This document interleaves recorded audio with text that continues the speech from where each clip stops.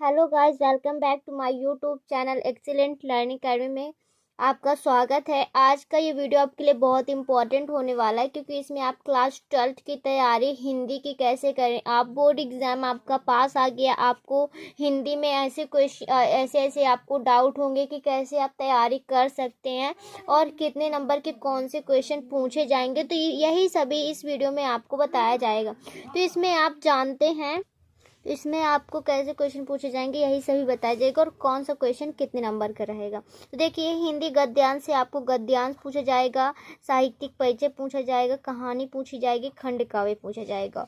और हिंदी पद्यांश से आपको पद्यांश पूछा जाएगा, साहित्यिक परिचय पूछी जाएगी। संस्कृत खंड में अनुवाद करने के लिए आपको आएगा और पद अनुवाद करने के लिए आएगा, यानी गद्यांश और पद्यांश दोनों से अनुवाद करने के लिए। हिंदी व्याकरण में अभी आपको बताया जाएगा क्या क्या पूछा जाएगा।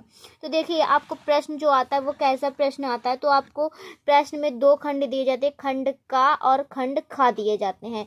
तो खंड का में आपको कितने नंबर के देखिए क्वेश्चन रहते हैं और खंड खा में कितने, तो आपको पता ही होगा जो क्लास 10th का है उसमें आपको पूरे 100 नंबर का क्वेश्चन होता है। कितने नंबर का क्वेश्चन होता है?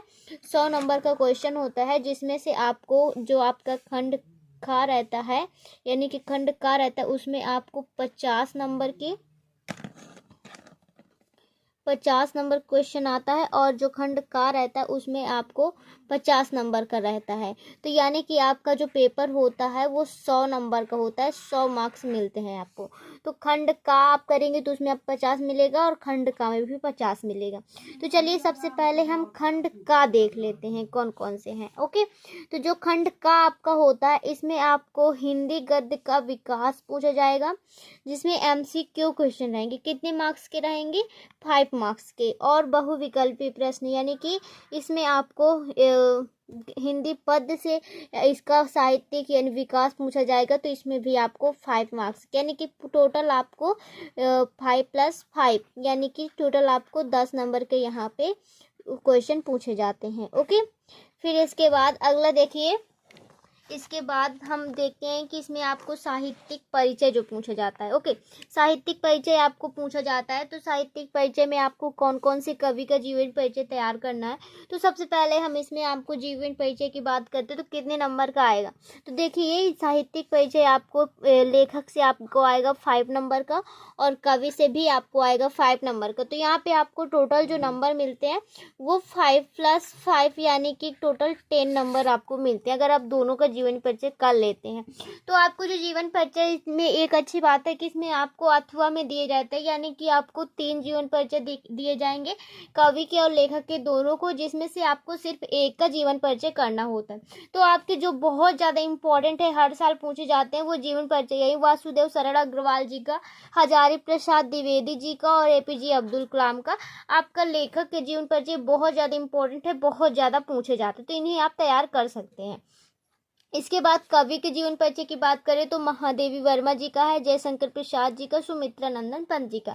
ये सारे जीवन परिचय बहुत ज़्यादा इंपॉर्टेंट है और बहुत ज़्यादा पूछे जाते हैं। तो ये सारे जीवन परिचय हम अपने यूट्यूब चैनल में बता चुके हैं, जो कि इसे कैसे करना है, कैसे लिखना है और कैसे लिखा जाता है जीवन परिचय, किस तरीके से आप लिखेंगे कि आपको पूरे के पूरे मार्क्स मिलेंगे। तो ऐसे आप तैयारी कर सकते हैं। हमारे यूट्यूब चैनल के प्लेलिस्ट में जाके आप सभी सब्जेक्ट के वीडियो देख सकते हैं।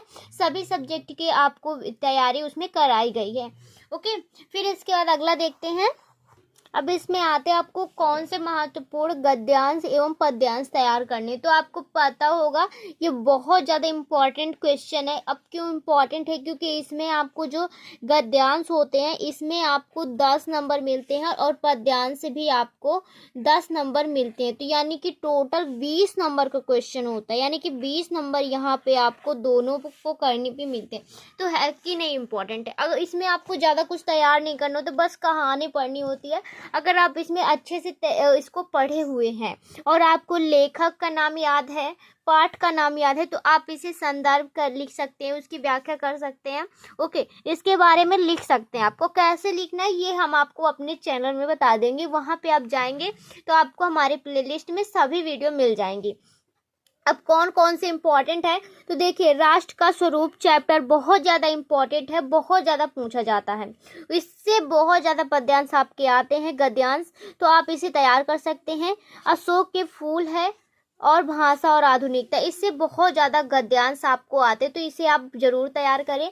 इसके बाद नेक्स्ट है कि आपको आएगा, देखिए पवन दूती का चैप्टर बहुत ज़्यादा इम्पोर्टेंट है, और केकई का अनुताप गीत, नौका विहार बापू की प्रति, ये 3 चैप्टर आपको बहुत ज़्यादा इम्पोर्टेंट है।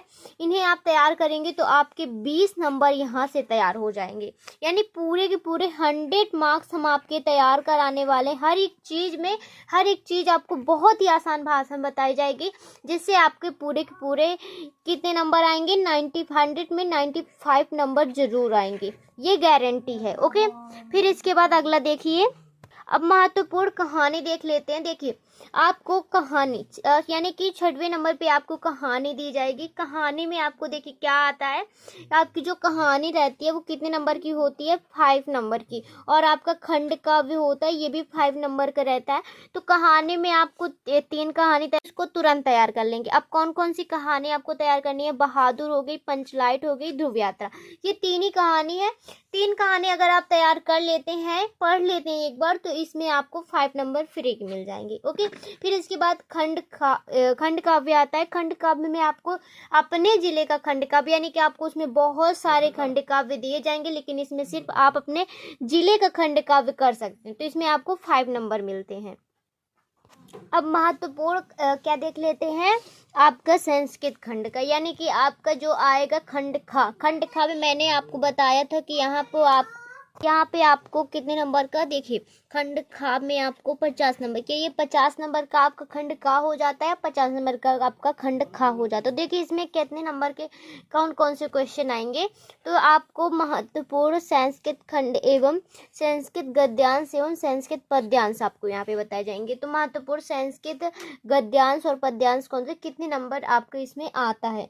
तो आपका जो संस्कृत गद्यांश होता है तो ये बहुत ज़्यादा इम्पोर्टेंट होता है। इम्पोर्टेंट क्यों होता है, क्योंकि इसमें आपको गद्यांश से 7 नंबर मिलते हैं और पद्यांश से भी 7 नंबर मिलते हैं, यानी कि टोटल आपको 7 + 7 टोटल 14 नंबर, कितने 14 नंबर आपको यहाँ से मिल जाते हैं। वो भी थोड़ा सा पढ़ना पड़ता है आपको, ज़्यादा नहीं, इसमें सिर्फ आपको अनुवाद करना होता है। इसमें आपको देखिए कौन कौन से चैप्टर आप तैयार कर सकते हैं, जिसका अनुवाद आप तुरंत कर लेंगे, अच्छे से आपको तैयारी कराई जाएगी, आप टेंशन मत लो। आप पहले ये जान लो कि आपको कैसे क्या पढ़ना है, कौन से चैप्टर को पढ़ना है, किस में फोकस देना है, क्योंकि अब आपके पास ज़्यादा टाइम नहीं है ना, अब आपके पास सिर्फ जनवरी का ही ये टाइम है, और इसमें आपको तुरंत तैयार करना है, वो भी जनवरी में ही आपको, उसके बाद तुरंत एग्ज़ाम देना है, उसके बाद आपको रिवाइज भी करना होगा। तो इसके लिए आपके पास बहुत कम टाइम है, इसीलिए आप सिर्फ अभी ये देखिए कि आपको क्या पढ़ना है, फिर उसके बाद आपको सभी चीज़ के वीडियो मिल जाएंगे और तुरंत आप तैयार कर लेंगे। एक दिन अगर आप वीडियो देखेंगे तुरंत तैयार हो जाएगा।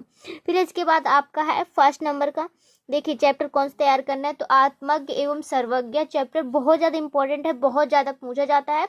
और दूसरा चैप्टर है आपका संस्कृत भाषा या महत्व, बहुत ज़्यादा इंपॉर्टेंट है। महामना मालवीय, ये बहुत इंपॉर्टेंट चैप्टर है, इसमें अगर आप तैयार करते हैं तो आपका ये बहुत ज़्यादा, इसमें से बहुत ज़्यादा अनुवाद आते हैं।